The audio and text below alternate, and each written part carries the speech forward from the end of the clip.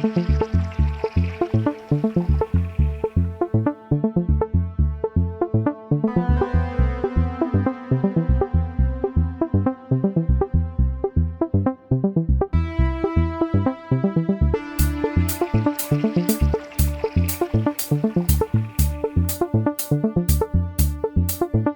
always need to establish that there's some cultural story that we hold that can connect with our spiritual and our existential principles. This is Synchronicity. This is Synchronicity. This is Synchronicity. This is Synchronicity. This is Synchronicity. This is Synchronicity.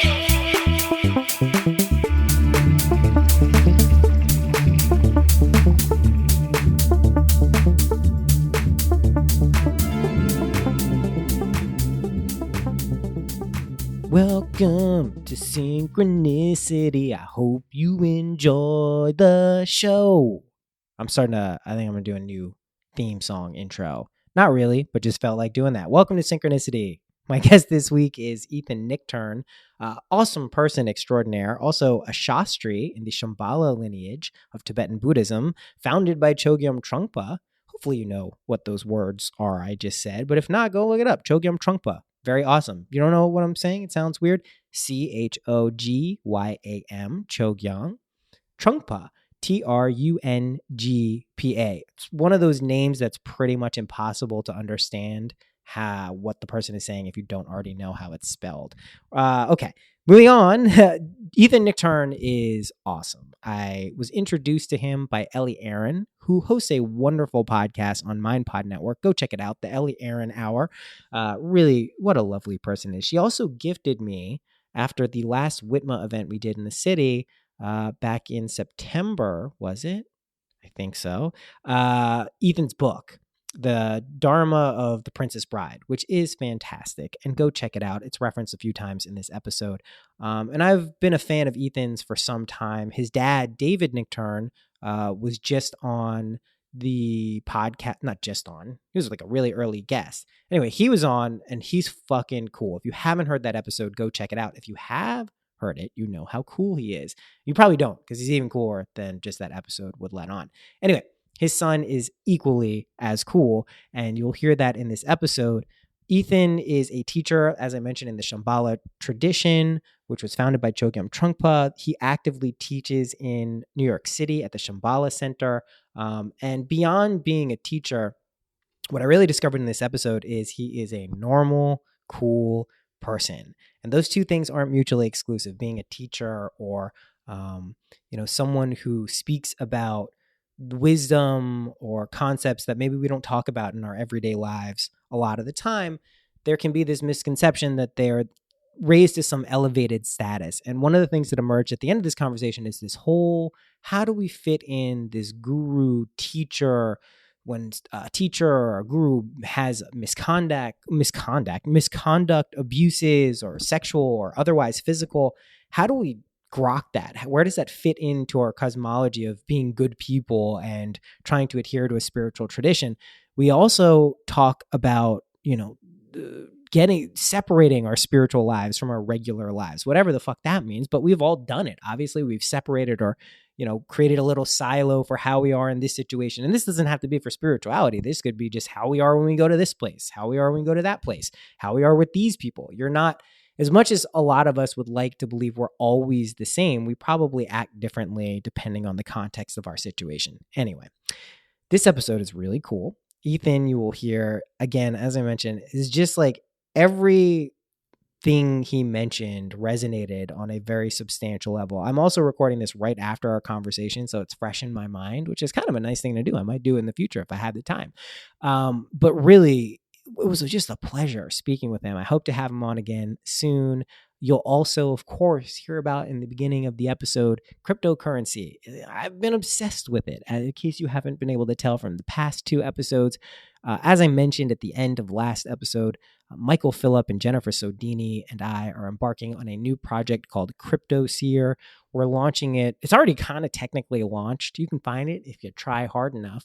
But we're really turning this into something because there's something at play here that, I've referenced a couple times, but it seems as though consciousness is now having this really interesting interplay between technology and money. And it's really fucking cool. Anyway, so that's going on. But one of the downsides of it, I've been obsessed with it to the point where I'm actually catching myself, for minutes at a time, not paying attention to Eli. He's doing something or wants to show me something, and I'm looking at my computer. Not cool, daddy. You can't do that. So there's clearly an element of it that's obsessive, maybe to my detriment. There's also an element of how do we balance kind of striking while the iron is hot? Maybe this really is a revolutionary thing that's taking place, and maybe the 3 minutes that I'm not paying attention to Eli can be justified if those buy us many minutes in the future without having to worry about finances, right? It's an interesting thing to try to figure out. Ethan has some really good insights on how to kind of balance this idea of wealth and generosity and kind of self-interest. And it's a really valuable and, good take on what probably people like me need to hear. Probably what everyone needs to hear, just to be clear. Anyway, I feel and notice I have rambled on too much about this particular subject. So I am going to get to the episode very soon. I just want to say a quick thank you to everyone who supports the show on Patreon, patreon.com/synchronicity. You get all the music if you pledge at a certain level. I won't say what that level is. You can go check it out. There's gifts to represent each level. But you can do that. It's a really great way to help the show. Also, if you want, I have Bitcoin, Litecoin, and Ethereum addresses posted on Synchronicity. If you want to donate, if you've invested in the past few weeks and you made some shekels, feel free to send them to me. I am not above taking donations. Also, one of the things I want to mention with cryptocurrency in general, one of the things that initially led me to get them back in 2013 is the altruistic ability they potentially have. I've been turning a lot of my friends, and you guys are my friends too, onto cryptocurrency. People who have bought in the past 2 weeks, any of the basic ones, Bitcoin, Litecoin, or Ethereum, have made money. You guys know what I'm talking about. It's not that this is always going to make money, but I like the feeling of being able to not tell someone to do, suggest they do something and, being mindful of the risk. But when they make money and they're happy, that's a good feeling. Also, if I strike it rich, when I strike it rich, who knows what's going to happen? But if I do, I would gladly redistribute the wealth in cryptocurrency. Who wouldn't? And I think there are a lot of people like me who already have done that. So I think that's a cool thing to kind of bake into this. It's not just about us being individually wealthy or just our families being wealthy. I consider a lot of people in my family who weren't born into my genetic lineage. So keep that in mind. Anyway, let's get to the episode. Geez, can I not talk about cryptocurrency for 5 minutes? I don't know. We'll see. Hopefully in the coming months. Without further ado, here is Shastri Ethan Nichtern.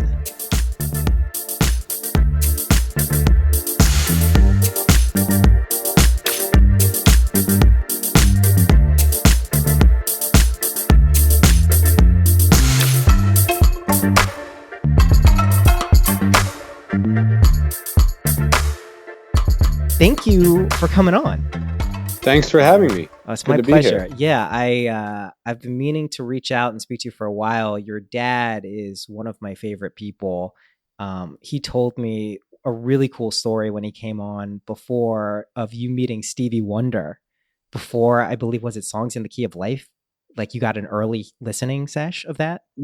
Yes, so my dad is one of my favorite people too, and he's one of a lot of people's favorite people. So a lot of places I go, he jokes that he goes places and says he's only known as Ethan Nichtern's father, but I go a lot of places and I'm known as cool David Nichtern's son. And in terms of his music career and his friends and things like that, and the people he's worked with, he's way cooler than I'll ever be. So there is a photo of me as a baby, I think slightly older than my daughter now, maybe a little less than one, sitting on Stevie Wonder's lap in a recording studio. And Stevie Wonder supposedly gave me a harmonica that I had throughout childhood that I don't know where it is right now. But yeah, so my dad got me able to sit on Stevie Wonder's lap once, which is not something that a lot of Buddhist kids can say. So, or any kid. I'm or a any kid. huge Stevie Wonder fan, and I just find that to be particularly awesome. And I remember asking your dad, I was like,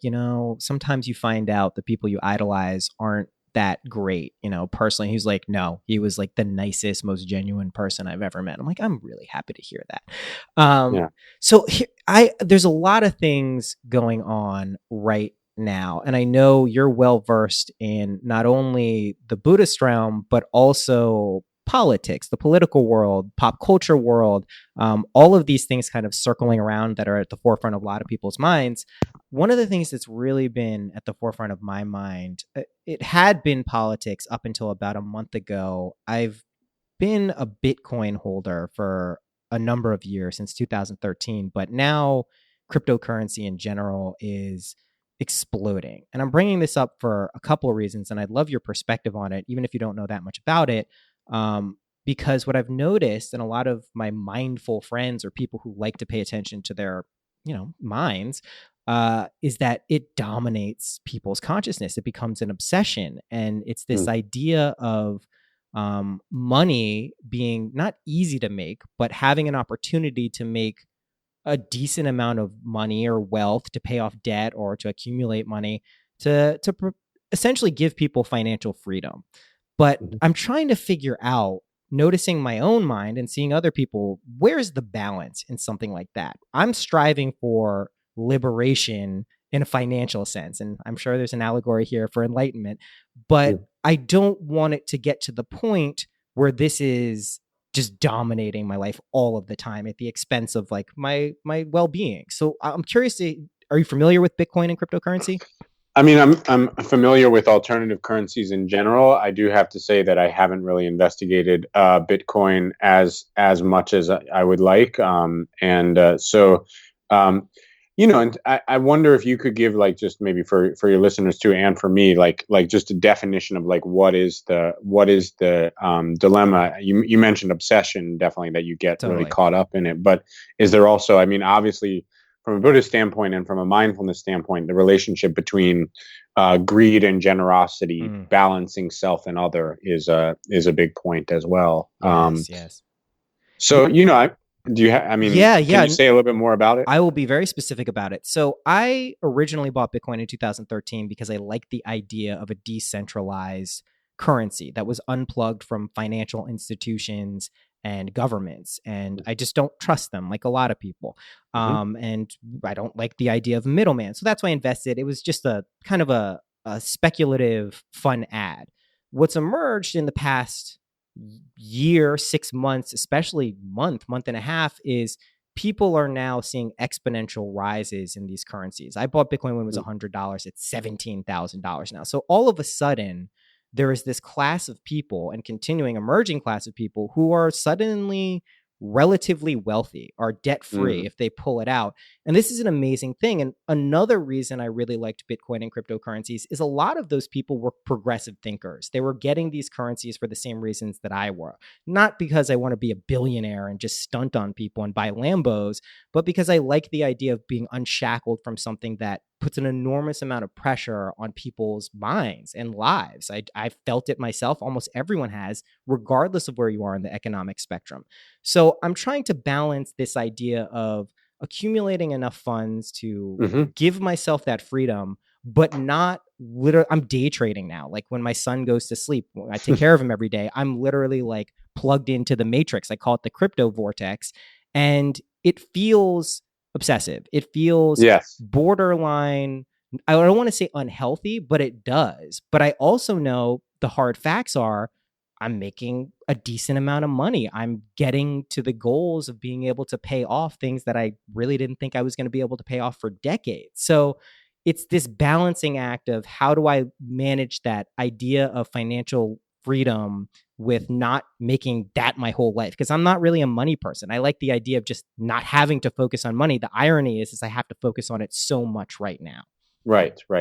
So it sounds to me, Noah, like there are kind of two issues that really do relate to the way I look at the issues for mindful people in the modern world that kind of collapse or collide into Bitcoin. So one is the issue of sort of what is wealth?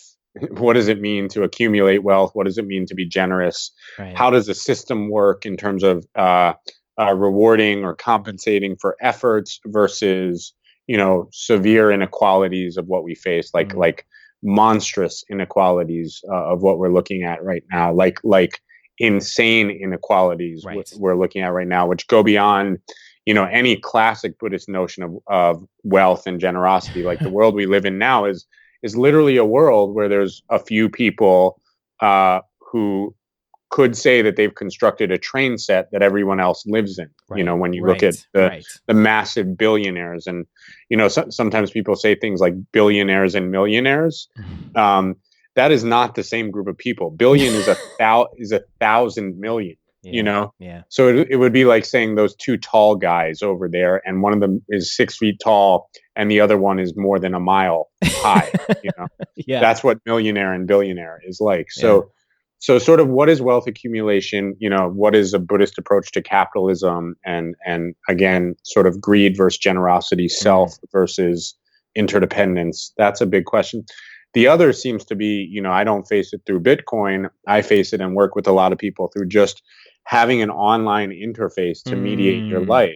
Some people get it through Facebook, or, people tell me they're addicted to Twitter, or, it's very generational right now. I feel like not to overgeneralize, but I do feel like right now in the Trump era, a lot of the middle-aged folks I talk to say that they are addicted to cable news. Oh my God, it's so weird. It's classic. Right? They say, and that's the one thing Donald Trump is actually good at in his life is becoming a spectacle and forcing you to watch what he wants you to watch. Yes.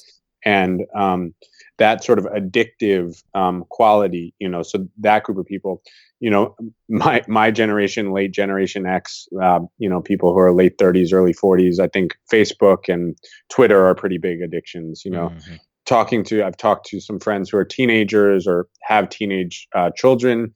Snapchat is their addiction. So you're bringing up this day trading Bitcoin addiction, and there's sort of a plugged into a mediated experience through which we all of the brain functions of dopamine and serotonin, et cetera, and cortisol get very amplified in that space in terms of what people like about us. I've gotten a lot recently from reading Judson Brewer's book, The Craving Mind. He's a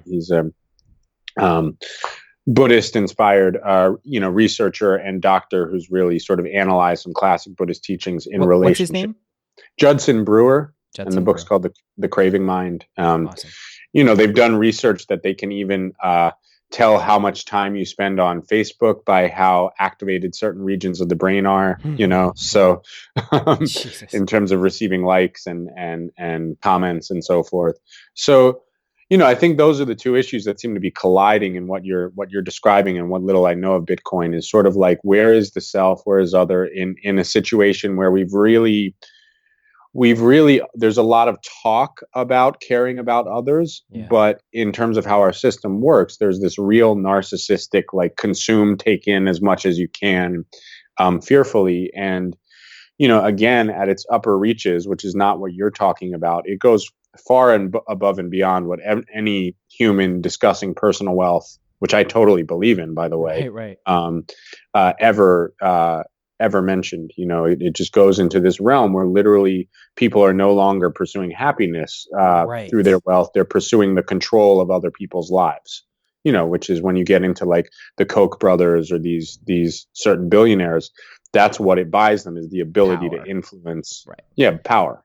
Which is not really what wealth. If you talk about classic economics, which I did study a little bit in college, they were all talking about the personal pursuit of happiness. And so the notion of wealth to pursue power over other people is kind of a new sort of capitalism on steroids approach, or greed on steroids from a Buddhist perspective.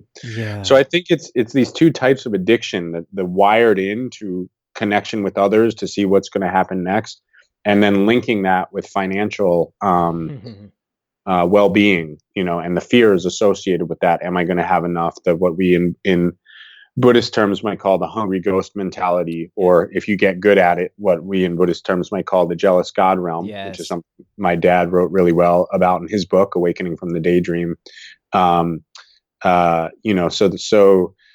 think Buddhism has a lot to say to this especially when it's linked into political issues and Western psychological research, which are two things I'm obviously quite interested in on a casual level.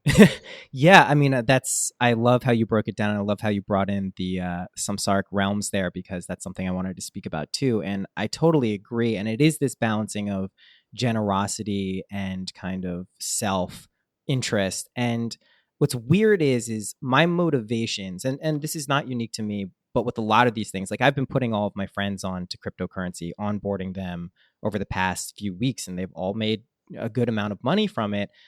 There is this kind of baked in generosity principle that if all of a sudden, if you're a millionaire, if I'm a millionaire, and all of our friends are millionaires, and we know, not everyone, but a lot of us know that money isn't going to buy us happiness. It's not going to be the thing that solves all of our problems. The reason I like this idea or this opportunity potentially is that I want to have money so I can start focusing on my real issues. I think so many people have this superficial, and it's not superficial, it's a real issue of bills, of expenses, of medical health insurance. God, think of this country. I mean, I'm going through a nightmare right now with the health insurance. It really is a problem for a lot of people, but if we just eliminated that, if all of a sudden there was a universal basic income, or everyone just had enough to not freak out all of the time, not to mention what this would do to our cultural landscape and all the prison industrial, all of these things that are linked together.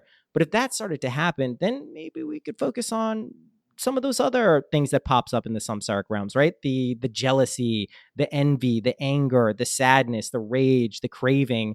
And it's not like we don't have that opportunity now, but it just feels acutely true that money issues really affect how we spend our time and energy. And when you don't have money and you need it, it's hard to think about anything else. It's almost like being hungry, like you can pretend you're not, but you are. And it is kind of like a basic need in our culture, not in reality. Okay, let me ask you this though, because you brought up the samsaric realms, and I don't want to forget this. I know that the realms are typically, at least in Western culture, presented as psychological states, which is absolutely true. We can move through any one of those. As your dad, I mean, one of my favorite books. I was lucky enough to get an advanced copy. It was just incredible, Awakening from the Daydream. But what is your take on them being actual kind of metaphysical realms as well? Yeah. I mean, it's a great question. So if you look at some of the early Buddhist writers who've written, compellingly on the realms. Obviously, my dad's book is more recent, but his teacher Chogyam Trungpa Rinpoche talked about them, and did talk about them as psychological states. Then you have somebody like Mark Epstein, who combined them with his psychodynamic and Freudian way of thinking in a very sort of psychological, in other words, that all six realms are just kind of states that we move through in our human experience. Right. So without proposing any metaphysics of like, you could be reborn as a hungry ghost in a desert, and you have this certain type of body that cannot be satiated, etc. So obviously that's a more available within our human lives. That's a much more available way of looking at things for most of us. For some of us, we really like thinking about other realms, and it's all. I mean, Star Wars, the new Star Wars is coming out soon, so we love magic, but we also love science, and I think that the way to understand this is actually to understand the Buddhist philosophical system that a lot of Buddhist schools, especially in Japan, China, and Tibet, are based on, called the Yogacara, or mind-only philosophy, which is basically this philosophy as a basic principle says that perceiver and perceived always arise together. So this notion of being able to distinguish or separate the internal world of our mind and our mind's projections from the external world is an illusion, basically, that the mind is always co-creating its environment, so that from a Buddhist standpoint, a realm, like let's say the human realm called America, is sort of the combined and sort of overlaid projections of the 320 million people who live here, some who have much more powerful projectors, like the billionaires that we mentioned.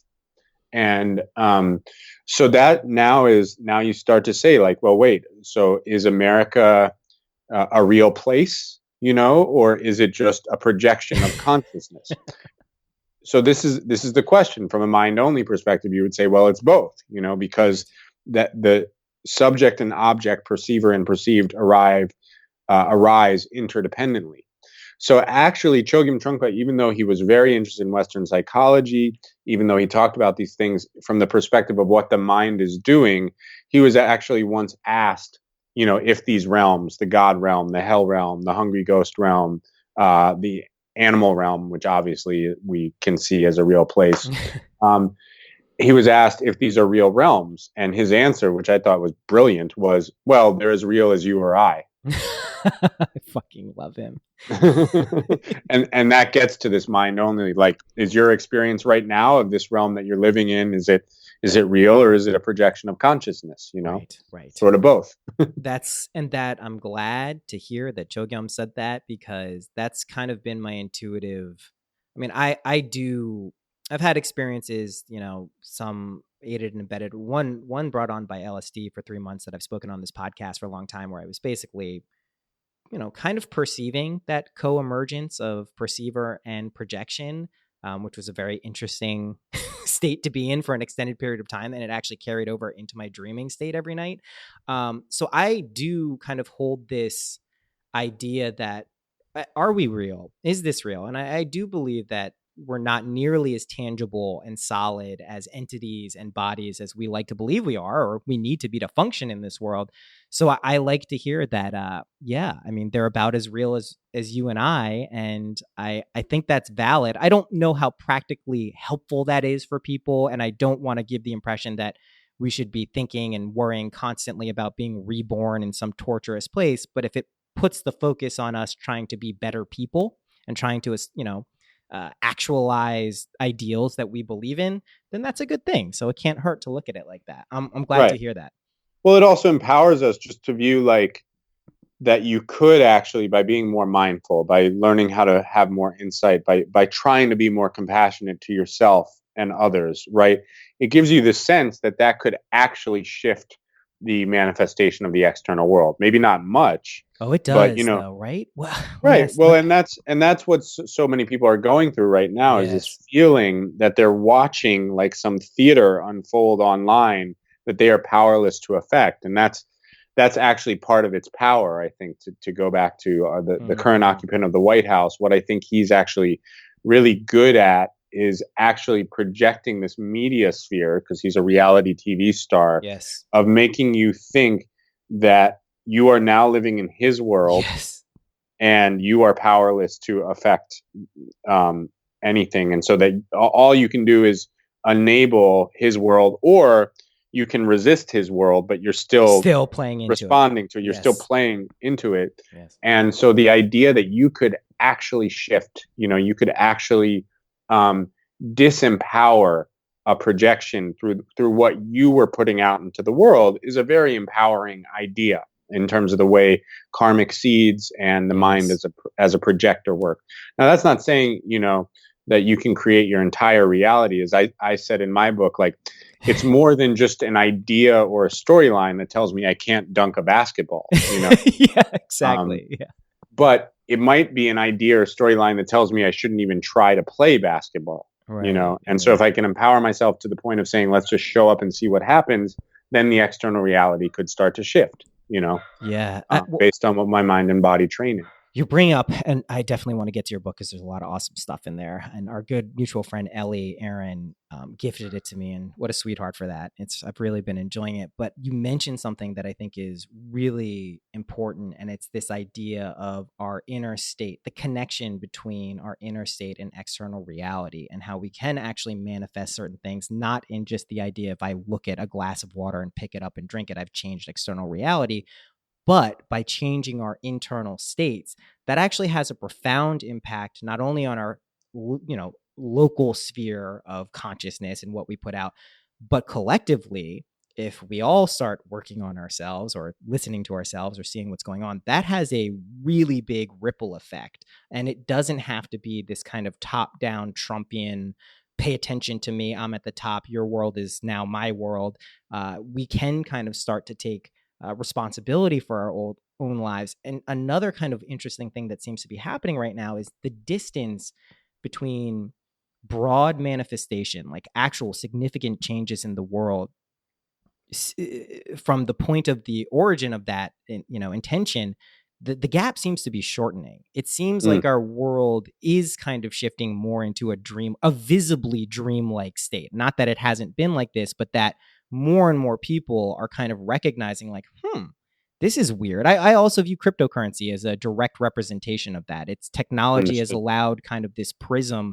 It's the prism of the light of consciousness to flow through and project out various intentions, whether that's the desire to be rich or powerful or important or just to be free, whatever it is. We now have these distances shortened, whereas before, you maybe have to work 40, 50 years or get lucky and hit the jackpot. Now that's different. But I just bring that up because it really does seem like that has been a shift that has been kind of ramping up this idea of manifestation being quicker, good and bad. I don't want to make it seem like it's just some utopian thing. It just seems like it's happening faster and faster. Okay, let's talk about your book, man. So The Dharma of the Princess Bride. I, like many people my age, grew up watching that movie, loving it, and also fully recognizing, as you point out in the beginning of your book, it's different. It's not just this kind of run-of-the-mill fairy tale kids movie. It's really got a level of depth to it that sticks with you after you watch it. So I'm curious, I know you're a big fan of it, but when did you get like the seed to write this book? So the seed to write this book was actually my first publisher, Wisdom Publications, which also published my dad's book, which published my book One City. They had just published a book called The Dharma of Star Wars, and which is sort of like, it's not as personal as my book. It's more like sort of if the Jedi code were interpreted as Buddhist teachings, what would that look like? Cool. And so I said, if I ever do that, I'm going to do that with The Princess Bride. And then, I wrote more, and I wrote a book for FSG that was more an overview of Buddhist teachings from the Shambhala perspective called The Road Home. And then I was thinking about like what I wanted to do next. And I knew if I was going to write more nonfiction, I wanted to write about relationships. And, but I wanted to do it in a creative way because I wanted to do it in a way that allowed there not to have to be a relationship expert in the room, like to share some ideas and teachings from Buddhist philosophy and from my study of Buddhism, but to be more personal about it and just share kind of what has worked, because that's the main premise of the book, other than, loving pop culture via The Princess Bride as a modern practitioner, is that there's no such thing as a relationship expert. And yet mindfulness and Buddhist teachings can really help us show up to our interpersonal relationships in a way that's more humble, more compassionate, and kind of more confident at the same time. And so I wanted to find a way to write about relationships that kind of acknowledged or took the pedagogy away from having to show up like I'm the expert in relationships. Yeah, I get it, man. I get it. I mean, because I don't think that person exists, And what I say in the book is, and I'm not saying there aren't great relationship therapists. That's not what I'm saying. Relationship expert. The reason that that's actually an oxymoron is that a relationship is at least two people, and expert is always referring to one lone person. So you literally have an oxymoron in the term. So, I also saw that there was a anniversary of the movie coming up in the fall of 2017 was the 30th anniversary of the film's release. And so it turned into like going back to saying like, what was my life actually like in 1987, 1988? And there were so many personal experiences that happened. You know, I saw this movie because my father's childhood best friend, still one of his very best friends, Christopher Guest, the great mockumentary director and actor, played the bad guy in it, which was hilarious.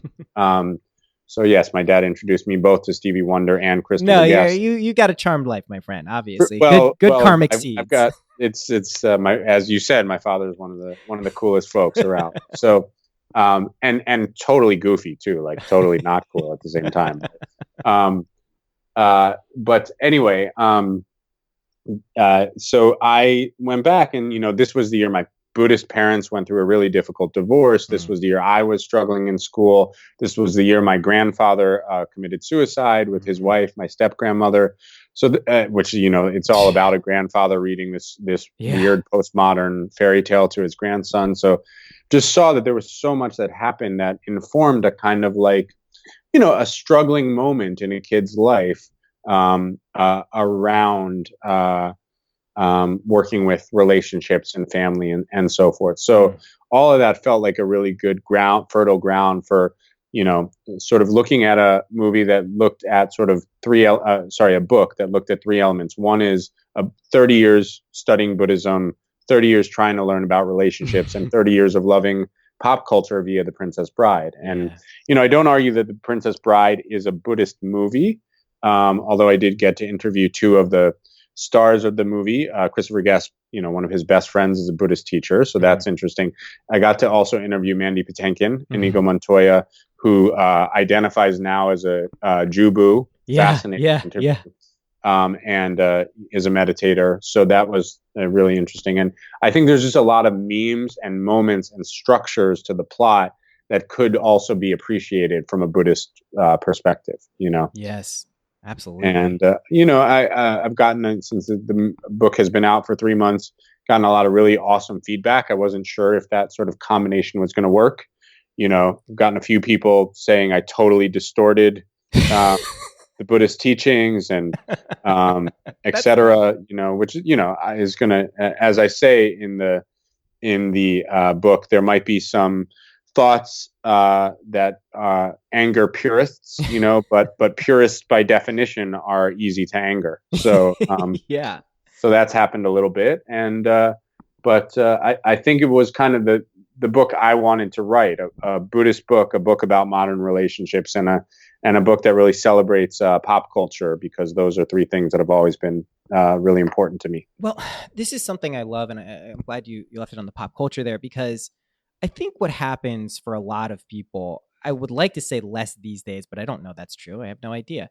A lot of people get into a spiritual practice, whether it's Buddhism or whatever it is, and things can get very serious, that can become their life. And then they kind of set up these two worlds, right? This world of their spiritual life where they go with their spiritual friends and they do their spiritual stuff. And then this other world of depravity and pop culture and, you know, things that are not sports or whatever it is. And this creates a schism for a lot of people. It's like you're two different people, and not to mention we're many different people throughout the course of the day, but you're really solidifying these concepts of people. And the more people I see who kind of merge their passions and their interests in the world and in their inner worlds, that I just like to see that, because I don't ever view these things as mutually exclusive. I mean, I pride myself on being a Miami Dolphins fan and a spiritual aspirant, right? I think being a Miami Dolphins fan is my spiritual path in many ways, because it is torturous, it's suffering personified. But I really do admire that you're able to bring in your existence as a human, a man living in, you know, America, growing up through the 80s and 90s, and merging that with this deeper kind, I don't want to say deeper, but this level of depth that really does extend far outside of the realm of our cultural kind of time and place. Mm-hmm. Thank you for saying that. You know, I also think that separation, the seriousness, and also the sense of sort of split personality that we develop in terms of trying to live one life in our secular world and then hold another set of spiritual beliefs. You know, I think it's I think it's torn apart many of the religious traditions in the United States. Yeah. This notion that you can't just use your spirituality to be a decent person who also contemplates reality deeply, but also, cares about culture and cares about politics and cares about society. So I think it's really important to acknowledge that my tradition, the Shambhala tradition, which is a very westernized form of Tibetan Buddhism, but the view of the tradition that was established by its founder is that the separation between our spiritual and our worldly or secular lives is a false separation. Yes. And so it's not a monastic tradition, although it does have some monastic practitioners. It's not even a yogic tradition about like disappearing from the world. It's what's called a warrior tradition, which warrior really means brave or fearless one who tries to bring spiritual principles into life in the world, which means interpersonal relationships, which means the economy. I mean, the number of conversations I've had with spiritual people who just would not integrate even the discussion of, economics versus, with spirituality. And a lot of times actually meant that they were split off on it. So they were doing things in their secular lives that were problematic, but as long as they were sort of upholding this economic purity within their spiritual communities, they felt like okay about it, and so this integrated approach, this attempt to integrate, is really important. And in this particular instance, what's the integration attempted here in a very playful way, in a way that I felt good about, because I think it needs to be playful and insightful, is to integrate our inherited cultural narratives with our spiritual narrative.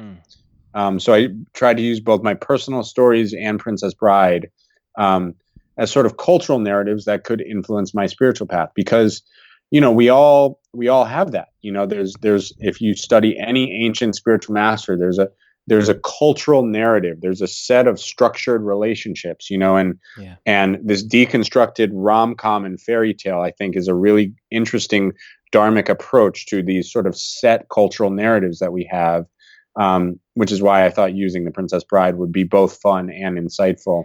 I was thinking about this a lot because,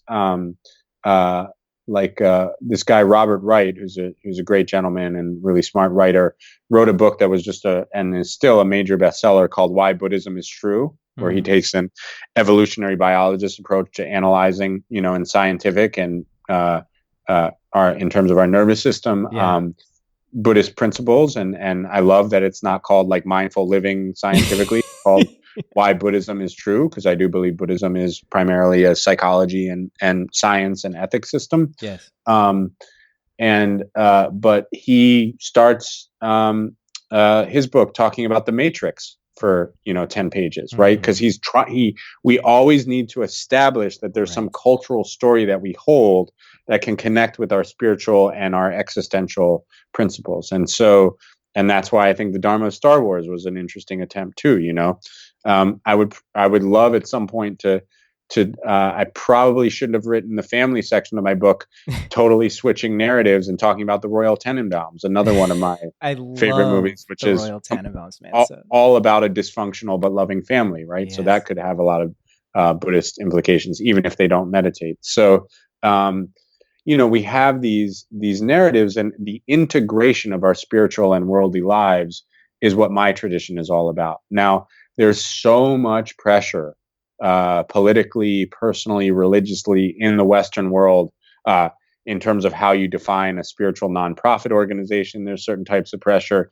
There's so much pressure not to fully integrate, to say like that my spiritual values are over here and my scientific or worldly values are over here. But it really creates people who have a real hard time being authentic, because we can't integrate our worldly selves with our deepest selves. And so I really think it's important to at least attempt the integration, and if a few people say these are fake Buddhist teachings because you used a pop culture movie, whatever. Whatever is the exact correct answer to that.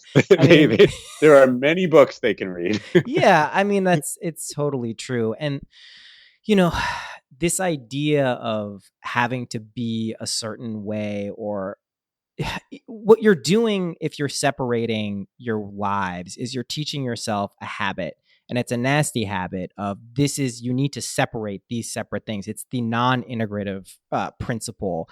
And I love that you point out like the narratives, right? This is the power of myth. Joseph Campbell not. These mythologies run so deep that when we see them played out, I mean, I've seen, I forget which movie. It was Moana. I was watching Moana with my son, which is a great movie and actually led to me getting into Hamilton, which is my favorite thing of all time now, because Lin-Manuel Miranda wrote the songs. But anyway, I'm watching this and I'm finding myself incredibly moved at certain parts for no real reason, right? And I'm recognizing as I'm getting moved when the grandmother's in the water, moving her hands and talking about this unseen world. I'm like, oh my God, this is a deep mythological principle that I'm recognizing, and it's evoking this response. And this is what culture, I have a weird kind of view on culture. There's the famous Terence McKenna quote that culture is the cudgel that we use to beat down people's minds. But culture is also something that we can connect with other people about. I love introducing people to something I enjoy in pop culture and love finding out about things, whether it's music, film, art, whatever. So we do have this balancing act of recognizing there are aspects of our culture, the narratives that exist now that aren't productive, but that we can find these deeper kind of mythological narrative structures that really do get to the reality and truth of the situation. And I think, from what I know about Chogyam Trungpa, that's what he was about. He was about getting to the naked reality because that gives us the opportunity to actually like understand what the fuck we want to do and what is going on.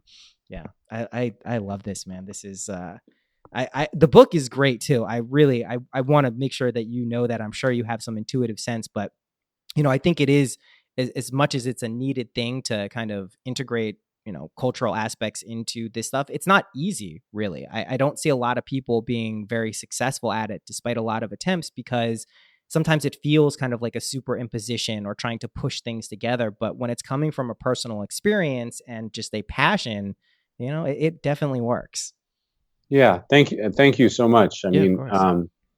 Yeah, it was good to write. It was, I talk about the sort of need for transparency, especially as both a teacher and practitioner, and just to see how much teachers are projected onto, So one of the things that felt a little risky, the whole middle section of the book, which starts with a chapter called "There Is No Buttercup," is about my own sort of the Dharma of romance and my own struggles, leading to a really wonderful and beautiful relationship with my wife, with sort of, maybe coming out of being a child of divorce or coming out of being a Buddhist kid, where there's this sense of like, the teachings are paramount rather than, relationship.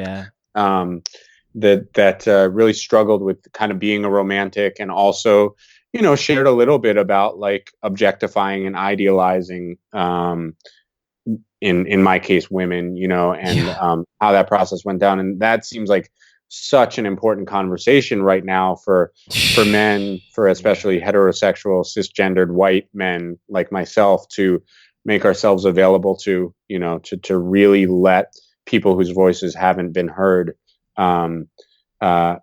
share, like, the ways that they felt oppressed or subverted or mistreated, or, in harsher cases, abused. And, obviously it seems like it's a tricky conversation because our media and certain elements in our society are trying to manipulate a lot of genuine conversations. But I'm really happy it's happening. And, I'm happy that I was able to talk about my own relationship struggles, because I think the other option is students saying, especially if they're looking at a more monastic teacher or a teacher of a different ethnic, or cultural background, they just map these sort of projections of perfection. Like, you must always love your family. If you have a romantic partner, they must just appreciate everything about you. And just to acknowledge, obviously, when you get closer to a lot of teachers, that's simply not true. There've been, some major scandals in the Buddhist world. Going to bring up Sogyal. And so to just say, like, look, this is something I've struggled with. I've done my best. Here are the insights I've developed. And I'm wanting to continue to humble myself to the process. feels like the direction a lot of us who are teachers need to go in, rather than allowing people to project perfection onto us for the mutual confusion of then the teacher doesn't have to be transparent about their own process, and the student also doesn't have to be transparent about their own process, because they just say sort of, if I can bathe in this perfection that I've projected onto my teacher, I don't have to look at my own uncomfortable places, you know? And if the teacher is willing to remove the projection of perfection from themselves, but still maintain a sense of respect and like, I can help guide you through a process and through these practices, then the student can actually feel less embarrassed and less ashamed about like, oh, I'm a work in progress too, you know? And I think shame about our own sense of like not being who we already want to be is clearly the number one thing that stops people from spiritual, especially more psychological spiritual journeys like meditation and Buddhism. And I think that starts with the teacher giving people permission to be themselves by the teacher demonstrating how they are being authentic in their own process. I mean, you could not have brought up a better subject than that. And I know it gets confusing for a lot of people when we see teachers from other countries and other places who are steeped in wisdom. And to bring up Sogyal Rinpoche, you know, who is a really wrote one of my favorite books I've ever read, the Tibetan Book of Living and Dying. It's just a wonderful kind of exposition on the Tibetan philosophy of death and life. And it's amazing. He's immersed in a very serious sexual misconduct scandal. And I'm not just sexual misconduct, beating students in a non-sexual manner and all kinds of other incredibly abusive behavior that is not okay under any circumstances. And immediately seeing kind of the fallout from when these scandals hit, that people typically do what they do in politics. They hit the two camps. They say, this is not okay. Everything he's ever done is bullshit. And then the other people saying, no, it doesn't matter. It's still really important what he did. And I'm probably somewhere in the middle. I absolutely don't think someone should ever do that in any situation, but to kind of delegitimize maybe his real wisdom in other areas also doesn't make a tremendous amount of sense. And I think that we're seeing a lot of these things happen. What's interesting to me, I'm sure you caught this too, is that these Buddhist sexual misconduct scandals happened just a little bit before the Weinstein stuff, just before the Hollywood things. It was kind of a precursor to what is emerging as a cultural narrative, that the ideas of how we act as men, and this is another thing I'm so happy you brought up, dude, because I bring it up a lot. Like, I'm a white, straight man who grew up in a middle-class family. I'm pretty much an elite of the world, right? I have almost impunity to do almost anything I want. It's incumbent on people like us to bring up these issues and speak about them, and let other people who have experienced the things we're speaking about speak about them. Because if we don't do it, it's going to be so much harder for people to get this shit out there. And I think this idea of being authentic and owning your own faults and issues to allow people to share their own, that creates the ground on which to actually work on those things, man. I think it's tremendous that you brought that up. It's so important. So important. Yeah, it is. And, so again, you bringing this is such a rich topic, and it would be nice to have somebody who's not a straight white man in the conversation too. So I hope you keep having this conversation with your other guests. I'm trying to do a lot of listening, and when requested to, or when it's in my, the ways that I'm able to express myself on platforms to share my views of the matter, but trying to do a lot of listening. I think so. What I'll say, so obviously this middle path between when somebody has misconduct, not eliminating everything that they're doing, but also saying like they still have some work to do. I think that's incredibly important. The Sogyal Rinpoche thing is specifically important because I also think a lot of the people this is, again, in my humble opinion. So everything that comes next is Ethan Nichtern speaking from my experience of the guru-student relationship. Yeah. So I am not a guru. My title, Shastri, is a senior teacher title in the Shambhala tradition. I can help people along paths of Tantric Buddhism. I work with a lot of personal students in what's more like a spiritual mentorship relationship, which is not binding, lifelong devotional relationship. So Right. that's the important thing here, is that one of the things that was so interesting about Sogyal Rinpoche and problematic is that he is a guru, right? So my guru is Sakyong Mipham Rinpoche, Yes. who's a very different manifestation from Sogyal Rinpoche, and to be honest, a very different just type of person from his father, Yeah. And I'm not sure that I would take on Chogyam Trungpa as my guru, to be honest. That's a crazy one. But he is Chogyam. I will say this because Dan Harris asked me about this on his 10% Happier podcast. Yeah. I will say that Chogyam Trungpa does always show up like one of the Jedi in the forest at the end of Return of the Jedi. His energy and his power and his teachings are very powerful to me. Yes. But so the guru relationship is, and this is really important to understand because it's also kind of misnomered in the yoga arena too. So sometimes you have a situation where somebody who's just teaching body practices also is referred to as a guru, and it's highly problematic because the level of training and accountability to be the guru, not to be the student of a guru, but to be the guru, the level of accountability is incredibly high. Right. And so the guru relationship is basically what you're saying is, I'm going to notice I'm at a certain point along the path and I've done enough work and I've done enough training that I realize that I need to commit. And I need to commit because I need to be able to work with a connection to a being who represents awakening and represents my connection to awakening in a way that where I don't just like go into my fight or flight limbic system response every time there's an irritation. There are a lot of irritations. I found out that Gladiator was one of Sakyong Mipham Rinpoche's favorite movies. That was irritating, and you go into whatever, it's fine. It's a schlocky, I agree, man. movie. But so if I'm going to end my relationship with my guru over that, whereas you might actually say, if it's a politician or you're going to a lecture and somebody says something you don't like that, you might be like, screw this person. I'm not listening to anything else they have to say. So you establish a bond beneath all of those minor irritations. Yeah. And that gives you a space to work in a more blessed and committed way. But you have to enter that relationship knowingly on both sides. And so what isn't required for the guru relationship. So what is required is to really commit to a lifelong process, to trust that the guru is not going to do things to hurt you, and to be willing to work with your irritations and stay in the space of that relationship. It's not necessarily the closest relationship. I see the Sakyong a few times a year. He's been my guru for 16 years. It's been an amazing, amazing relationship, but not always because it's close. It's been amazing because it's trustworthy and I'm committed to it. So I keep showing up and coming back around. And that seems to be his real commitment to his students in that arena as well.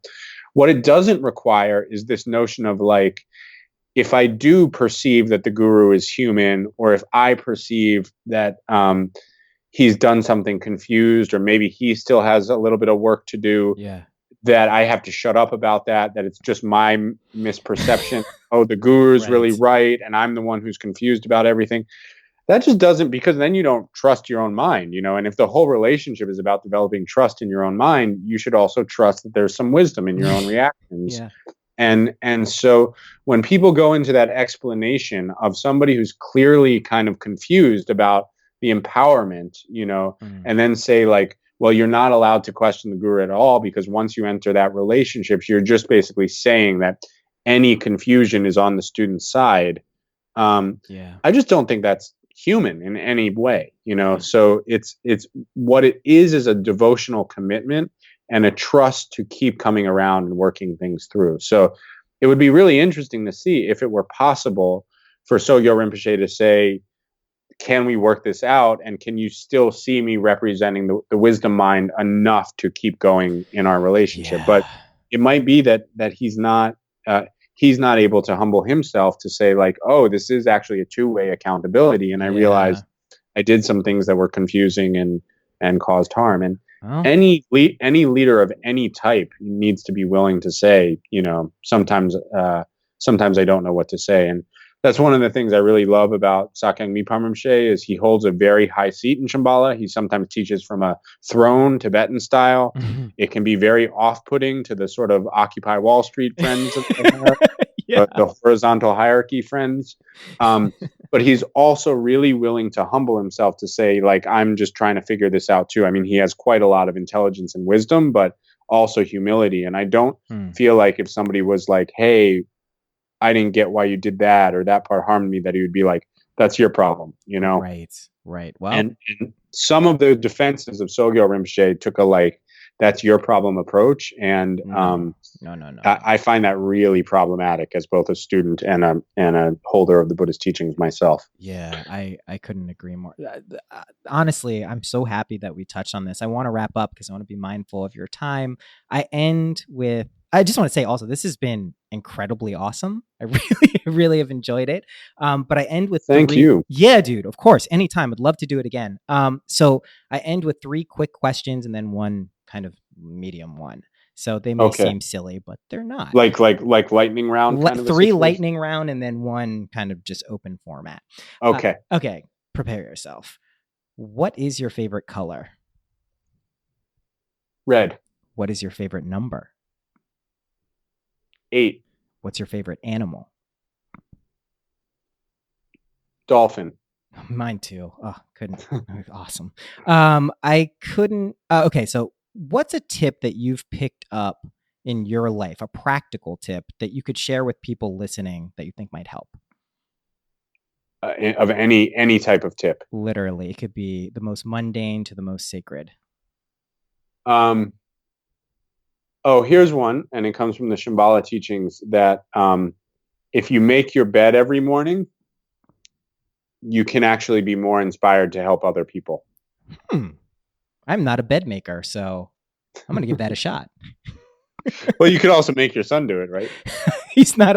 I'm trying to teach him chores. I'm giving him dusters and like little things to go around. That I'm going to be such a happy guy when my son is actually doing things for me. That's going to be amazing. We're not there yet. What's your daughter's name, by the way? Her name is Isabella, and we gave her the middle name Atlas, which we were also thinking of as a boy's first name, Cool.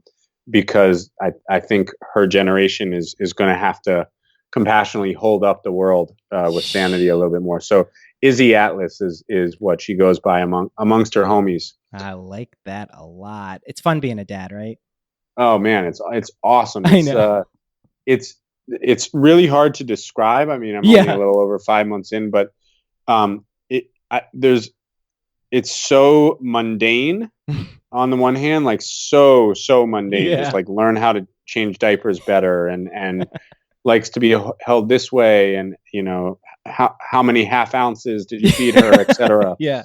And it's also so like look into this person's eyes and see the mystical origins of the universe and disbelieve everything about scientific materialism as a really pathetic excuse for science and explaining the universe. So I've never had an experience that was simultaneously so mundane and so mystical at the same time. Most of my experiences are kind of in this mid-range where it's like pretty practical and maybe a little spiritual, you know? So to have something that is intensely mundane and intensely mystical at the same time has been very expansive to my consciousness. It's such a great way to put it. I never exactly thought about it like that, but that is exactly what it is. Ethan, thank you so much for coming on. I had a blast. Thank you so much, Noah, and thanks for educating me a little bit about Bitcoin. And you know, I work for some non-for-profit. So if you ever make it really rich, we can talk. And and also seriously, if you ever have any questions on getting started or interested in it, I say this not lightly. I open line of communication. I've been helping a lot of my friends get started, and I think it's a worthwhile endeavor for a lot of people. Awesome. Cool, man. Thank you. All right. Bye-bye.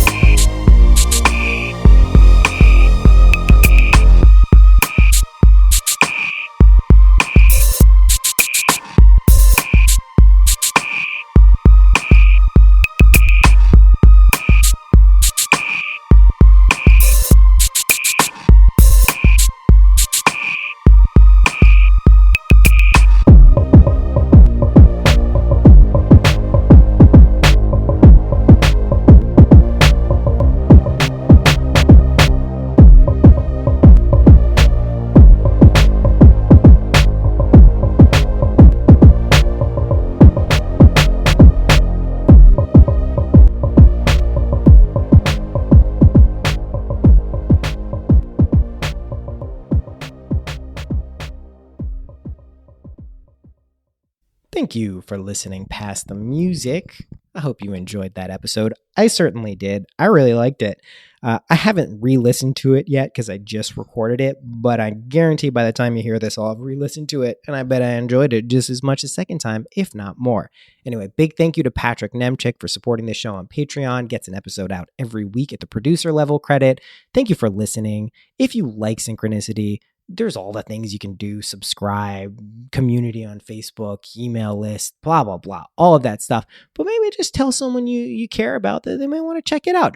Only if you think that would enhance their life. If not, don't do it. You don't want to send someone some weird shit where this guy's talking about weed and cryptocurrency all the time and spiritual practices. That's not that fun if they don't want it. So anyway, I just want to say thank you for listening. I really appreciate it. I'm beginning to see that I will have more time in the coming months. I've been, adjusting, as you know, to Eli and taking care of him every day. If you don't know what the fuck I'm talking about, this is my 1.5-year-old son, Eli, light of my life, beautiful little boy, but time-consuming little boy. He's gonna have a little bit more time coming up in the future months, so I can get back to getting these out regularly. If I'm correct, this is probably coming out a day later than it used to, or should rather. Anyway, I'm rambling again at the end here. Just excited about the episode. Excited you're listening. Thanks so much, and I'll see you next week.